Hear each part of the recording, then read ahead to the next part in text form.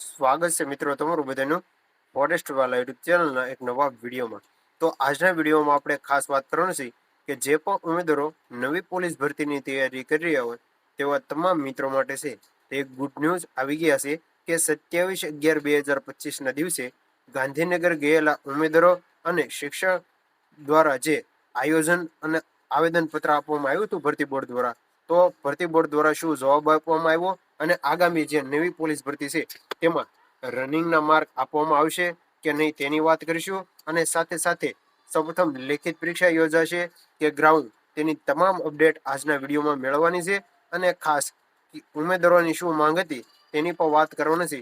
તો આગામી હવે ટૂંક સમયમાં છે તે ભરતી બોર્ડ દ્વારા છે તે 14,000+ નવી ભરતીની જાહેરાત છે તે gprb.gujarat.gov.ની વેબસાઇટ ઉપર છે તે જાહેર કરવામાં આવશે.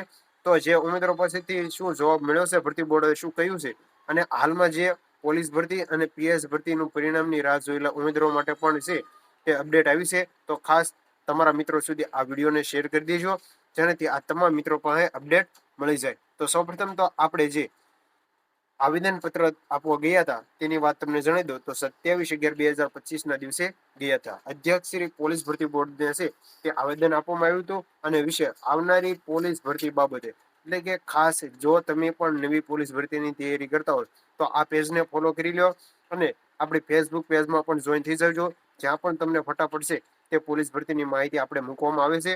તો હવે તમે જોઈ શકો છો ઉપરોક્ત વિષય અનુસાર આવનારી પોલીસ ભરતી બાબતે નીચે મુજબના સંદર્ભ છે તે મુદ્દાઓ રજૂ કરવામાં આવે, એટલે કે ઉમેદવારોની જે માંગ છે તેને ધ્યાનમાં રાખી અને નવી પોલીસ ભરતી જાહેર કરવામાં આવે.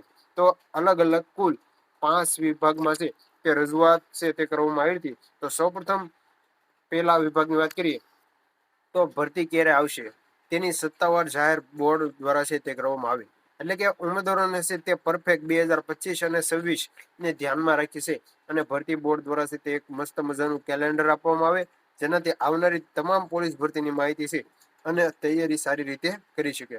ત્યાર પછી બીજી ઉમેદવારોની માંગ હતી કે રનિંગ ક્યારે યોજાશે તેની જાહેરાત વહેલી તકે કરવામાં આવે, જેનાથી છેવાડાના વિદ્યાર્થીઓને નુકસાન ન થાય.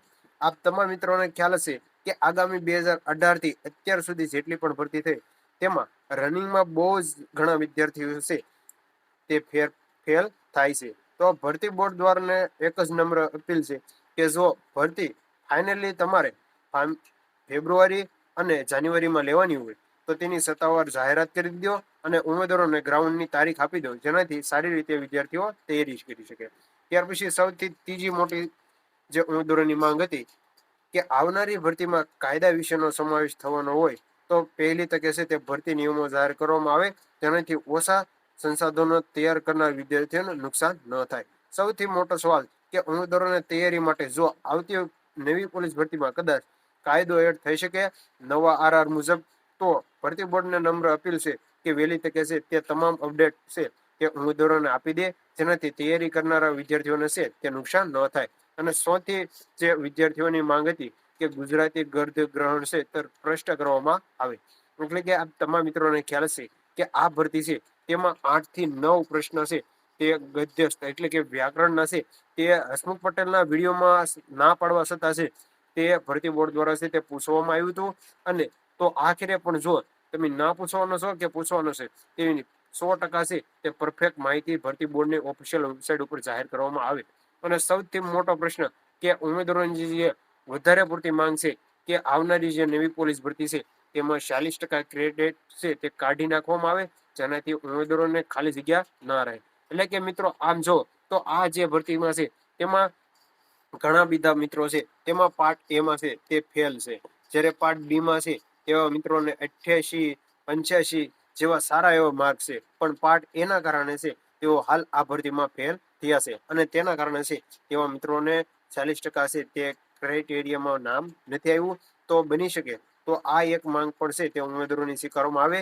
અને નવી પોલીસ ભરતી હવે ક્યારે આવશે ખરેખર, તો ઉપરોક્ત મુદ્દાઓ ખૂબ જ અગત્યના હોવાથી તે બાબતે સક્ષમ લેવા વિનંતી, એટલે કે ઉમેદવારોની જે માંગ છે તેના ઉપર ભરતી બોર્ડ દ્વારા છે તે અચૂક પગલાં લેવામાં આવે, જેનાથી તમામ ઉમેદવારોને છે તે ફાયદો થશે.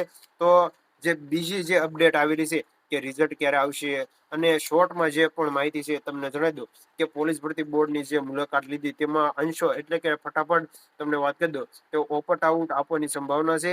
રિઝલ્ટ 10 થી 12 દિવસ રાહ જુઓ, સારા સમાચાર મળી જશે. એટલે કે મિત્રો LRD ના જે પણ ઉમેદવારો છે તે હજુ થોડોક ટાઈમ 5 થી 6 દિવસ મારા અંદાજે છે તે રાહ જુઓ. 100% છે તે હવે રિઝલ્ટ જાહેર થવાની પૂરેપૂરી શક્યતા છે. અને નવી પોલીસ ભરતી જે 14,507 જગ્યા માટેની ભરતી છે તેની પણ ક્યારે આવશે તેની ફટાફટ વાત કરી દો તો ભરતી ક્યારે આવશે તો ભરતી 10 થી 12 દિવસ રાહ જુઓ, સમાચાર મળી જશે. એટલે કે નવી પોલીસ ભરતીમાં છે તેના 10 થી 15 દિવસ પણ છે તે ઉમેદવારોને થોડી ઘણી રાહ જોવી પડશે. કારણ કે હાલમાં જે નવી પોલીસ ભરતી છે તેના નવા RR પણ ફેરવવાની જરૂર છે. અને જે હાલમાં ચાલુ ભરતી છે તેનું પરિણામ પણ ભરતી બોર્ડ દ્વારા છે તે હવે ટૂંક સમયમાં જાહેર કરશે. તો સૌથી મોટો પ્રશ્ન કે કાયદો આવશે તો તે તમામ ક્લિયર અપડેટ છે તે 10 થી 15 દિવસ, ખાસ યાદ રાખજો, 10 થી 15 દિવસમાં તમામ અપડેટ છે તે આપણને ઓફિશિયલ જાહેરાત મુજબ છે તે મળી જશે. અને રનિંગ ક્યારે મળશે તો જવાબ આપવામાં આવ્યો છે ભરતી બોર્ડ દ્વારા શિયાળે.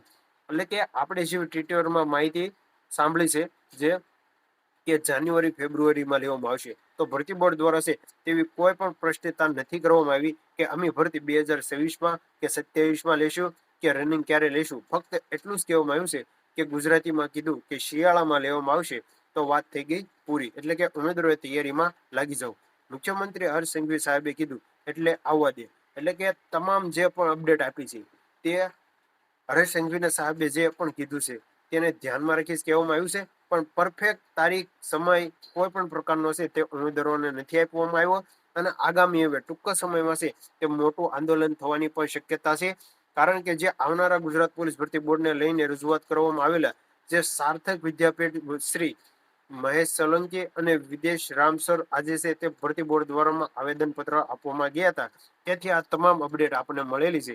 તો આપણે જે વાત કરી જે 5 ઉમેદવારોની જે ખાસ માંગ છે તેની તમામ અપડેટ છે મેં તમને આપી ચૂકી છે. છતાં પણ તમને ફરજિયાત છે તો આ 5 મુદ્દાઓ છે તે જાણી લેજો. અને તમારું શું કેવું છે તે ખાસ મને કોમેન્ટમાં જણાવી દેજો. મળીએ નવો વિડીયો સાથે. જય માતાજી, જય દ્વારકાધીશ.